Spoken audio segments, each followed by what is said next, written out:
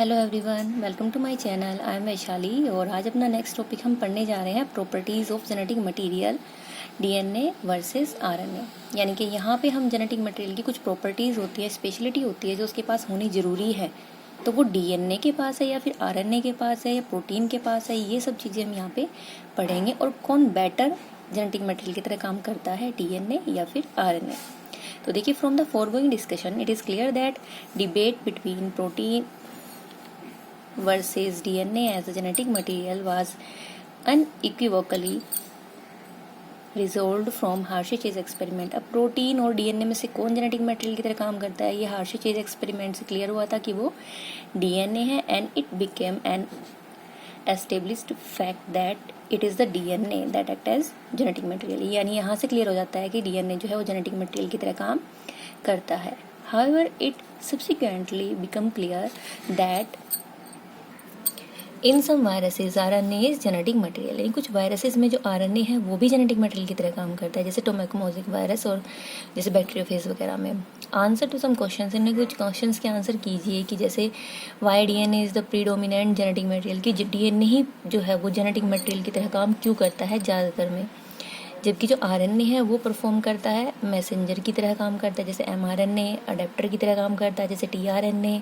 अच्छा, ये इस तरह काम क्यों करता है, जबकि डीएनए जो है वो स्पेशली आपका जेनेटिक मटेरियल की तरह ही काम करता है। तो कोई टू डिफरेंस आपको बताने हैं इन दोनों मॉलिक्यूल्स के बीच में। तो देखिए, डीएनए में और आरएनए में एक तो यही डिफरेंस है कि ये डीऑक्सी राइबोन्यूक्लिक एसिड है और ये राइबोन्यूक्लिक एसिड है।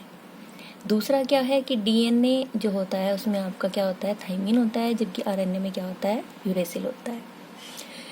अब बात आती है कि एक मॉलिक्यूल जो कि जेनेटिक मटेरियल की तरह काम करता है उसके पास क्या क्या रिक्वायरमेंट है जो उसको फुलफिल करनी पड़ती है जब वो एक जेनेटिक मटेरियल की तरह काम करेगा। ये क्वेश्चन बहुत आपका इम्पोर्टेंट है, 2 मार्क्स में कई बार आपका एग्जाम में आया हुआ भी है। फर्स्ट है आपका, it should be able to generate its replica, यानी कि उसको अपनी कॉपी बनाने में आपका जो है कैपेबल होना चाहिए, यानी उसमें रेप्लिकेशन की प्रोसेस होनी चाहिए। नेक्स्ट है आपका, it should chemically and structurally भी स्टेबल, उसको केमिकली और स्ट्रक्चरली स्टेबल होना चाहिए। ऐसा ना हो कि स्टेज के साथ, एज के साथ और आपकी जो है फिजिकल नेचर के साथ किसी भी ऑर्गेनिज्म की वो चेंज होता रहे। नेक्स्ट क्या है, it should provide the scope for slow changes. अब ऐसा भी ना हो कि वो इतना स्टेबल हो कि उसमें कोई चेंजेस ही ना हो, यानी इसमें स्लो चेंजेस होने चाहिए जिससे म्यूटेशन हो सके और वो इवोल्यूशन कर सके, जो कि मस्ट प्रोसेस है।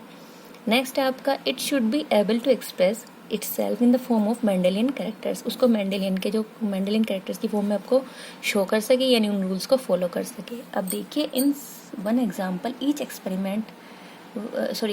रिक्वायरमेंट वन बाय वन, हम एक एक चीज़ को वन बाय वन पढ़ेंगे। कैसे? Because of rule of base pairing and complementarity both the nucleic acid DNA और RNA have the ability to direct their duplications, यानी दोनों में, डीएनए में भी और आरएनए में भी रेप्लिकेशन की पावर होती है।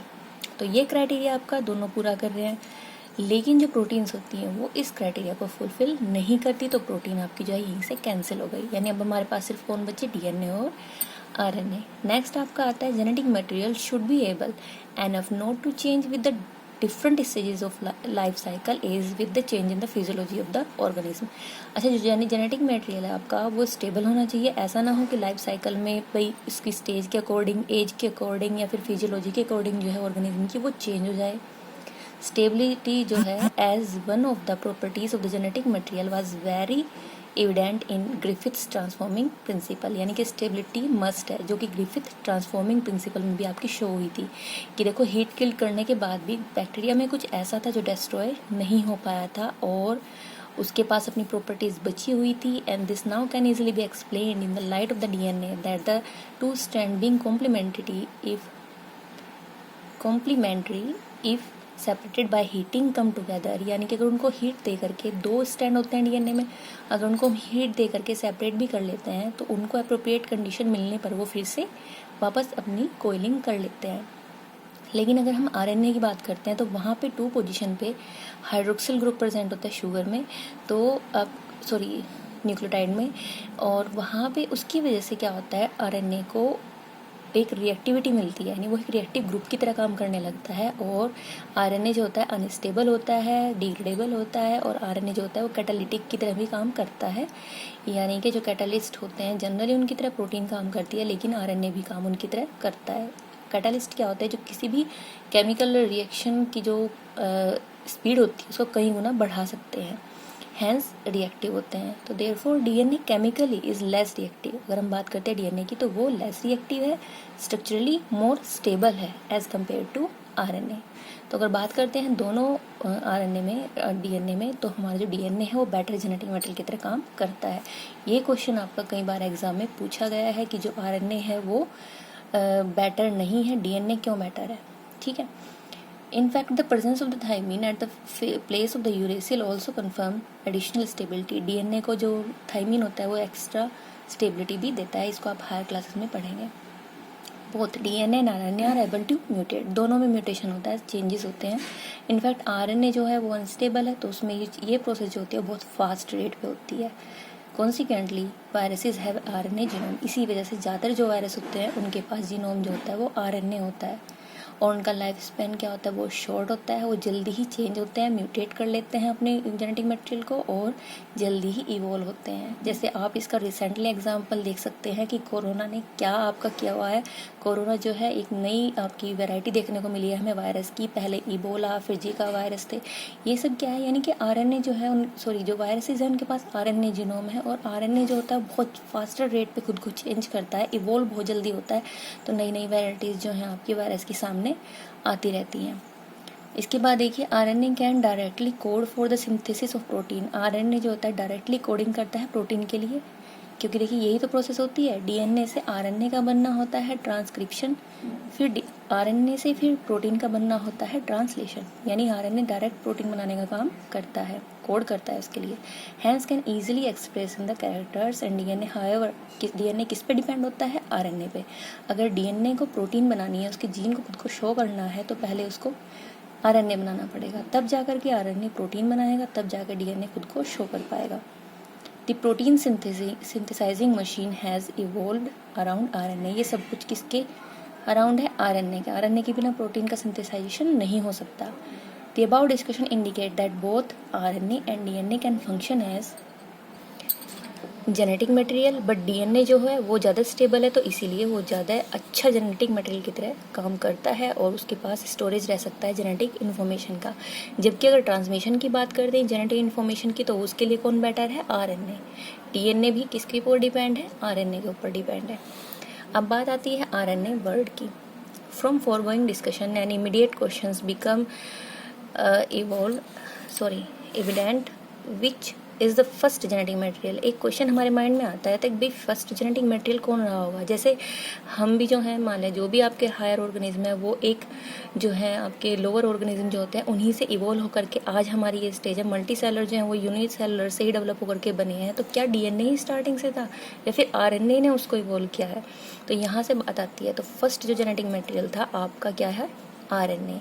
ये हमें डिटेल में आपका जो है केमिकल इवोल्यूशन में आपका जो चैप्टर आएगा इवोल्यूशन, उसमें हम पढ़ेंगे। लेकिन यहाँ पर थोड़ा सा आपका इंट्रो दिया हुआ है कि आरएनए जो होता है वो फर्स्ट जेनेटिक मटेरियल की तरह काम करता है। फर्स्ट जेनेटिक मटेरियल आपका आरएनए है। ये क्वेश्चन भी 1 मार्क्स में आया हुआ है।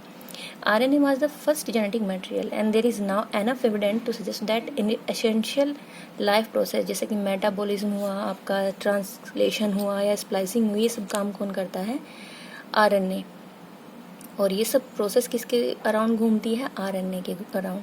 RNA use to act as a genetic material as well as, यानी देखो जेनेटिक मटेरियल की तरह भी काम करता है, कैटालिस्ट की तरह काम भी करता है। And important biochemical reactions in living system are catalyst by the, यानी बहुत सारी आपकी रिएक्शंस ऐसी हैं लिविंग सिस्टम में जो जिनमें कैटालिस्ट की तरह आरएनए ही काम करता है, वहाँ पे प्रोटीन काम नहीं करती है। But RNA being a catalyst was reactive and hence unstable, यानी आरएनए अगर कैटालिस्ट की तरह काम करता है तो वो अनस्टेबल होगा। देयरफॉर डीएनए हैज इवॉल्व्ड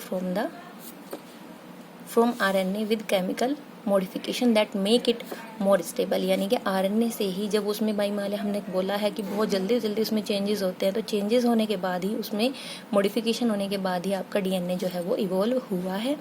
और जो डीएनए है अगर वो डबल स्टैंडर्ड है और उसके पास जो दूसरी चेन होती है वो उसकी कॉम्प्लीमेंट्री होती है, तो वो क्या होता है, उसमें चेंजेस जल्दी से नहीं होते। और अगर कोई चेंजेस हो रहे हैं तो वो एज ए रिपेयर हो रहे हैं, यानी कि उसमें कुछ प्रॉब्लम्स होती है, उसकी रिपेयरिंग के थ्रू उसमें कुछ चेंजेस आते हैं। और माइनर चेंजेस आपके होते हैं जो कि इवोल्यूशन की वजह से होते हैं, जिसके थ्रू ही आपका इवोल्यूशन होता है।